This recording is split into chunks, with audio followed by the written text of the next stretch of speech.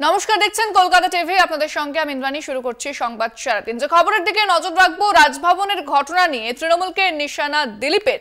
এই সমস্ত ব্যাকগ্রাউন্ড তৈরি করেছে তৃণমূল। পুরো চিত্রনাট্য তৈরি ছিল তৃণমূল ও সরকারের এই অপকীর্তির বিরুদ্ধে বললে এটা হয়। তৃণমূল কথায় কথায় মহিলা বলে, এখানেও একজন মহিলাকে ব্যবহার করা হয়েছে। বিস্ফোরক মন্তব্য দিলীপ ঘোষের। দিলীপ ঘোষ তিনি আজ রাজভবন নিয়ে মন্তব্য করেছেন।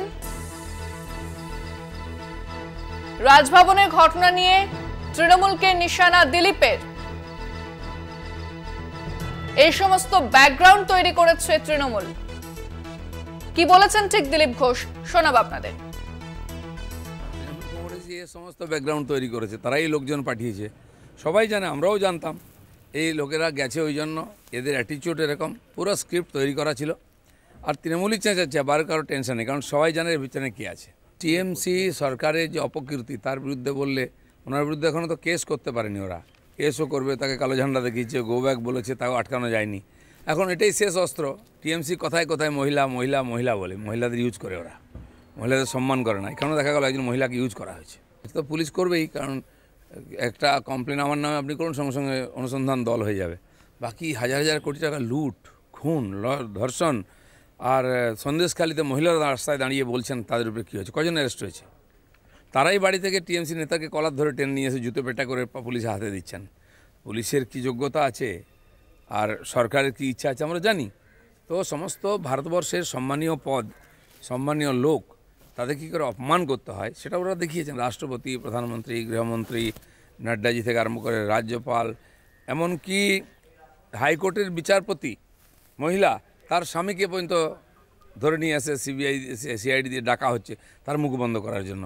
তো টিএমসির যে এই যে মানে নিকৃষ্ট রাজনীতি, এটাই তার পতনের কারণ হবে, আর হয়ে গেছে। মানুষের চোখের সামনে নিজেকে ওরা এক্সপোজ করে দিয়েছে।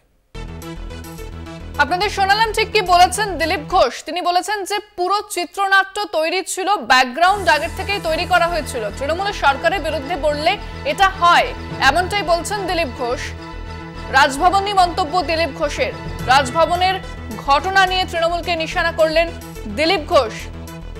তিনি বললেন এই সমস্ত ব্যাকগ্রাউন্ড তৈরি করেছে তৃণমূল, চিত্রনাট্য আগের থেকেই তৈরি ছিল, এমনটাই কিন্তু নিশানা করেছেন তৃণমূলকে দিলীপ ঘোষ।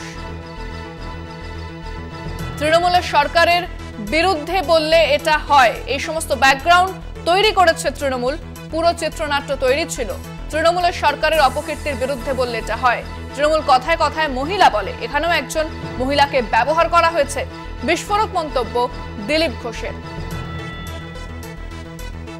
এই সমস্ত ব্যাকগ্রাউন্ড তৈরি করেছে তৃণমূল, পুরো চিত্রনাট্য তৈরি ছিল। রাজভবনের ঘটনা নিয়ে বললেন দিলীপ ঘোষ।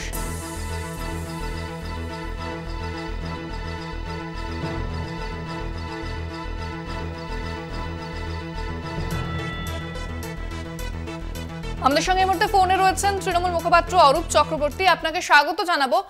দিলীপ ঘোষ তিনি বলেছেন যে এই যে রাজভবনে রাজ্যপালের বিরুদ্ধে যে অভিযোগ উঠেছে সেটা নাকি তৃণমূল ব্যাকগ্রাউন্ড তৈরি করেছে এবং পুরো চিত্রনাট্য তৈরিই ছিল। দেখুন, দিলীপ ঘোষ যে দল করেন সেই দলের সর্বোচ্চ নেতার নাম নরেন্দ্র মোদী।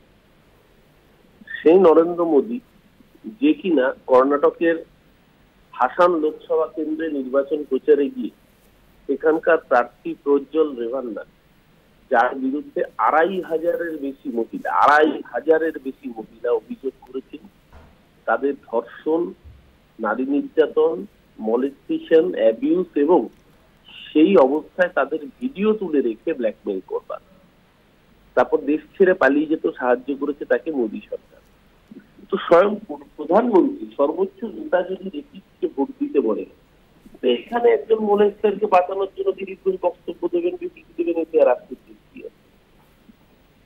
এখানে এসে সন্দেশখালী নিয়ে বড় বড় কথা বলবেন। গতকালকে মণিপুরের বর্ষপূর্তি ছিল, একবার মণিপুর শব্দটা উচ্চারণ করতে শুনেছেন? যাওয়া তো দূরের কথা, প্রধানমন্ত্রী 1 বছর হয়ে গেল মণিপুরে যাওয়ার সুযোগ পাচ্ছে। যারা হাতটাস উন্নাও করে, যারা উন্নাওয়ের বিজেপি বিধায়ক রেপিস্ট, তার সমর্থনে রাস্তায় নেমে মিছিল করে, তারা এখানে রেপিস্টের পক্ষে বলবে না তো কার পক্ষে বলবে? যারা বিলকিস বানুর ধর্ষকদের মালা পরায়, তারা মলেস্টারের সপক্ষে বলবে না তো কি করবে? এটা হচ্ছে গোটা চিত্রনাট্য। বিজেপি মানেই মলেস্টার, রেপিস্ট, ধর্ষকের সমর্থনকারী দল।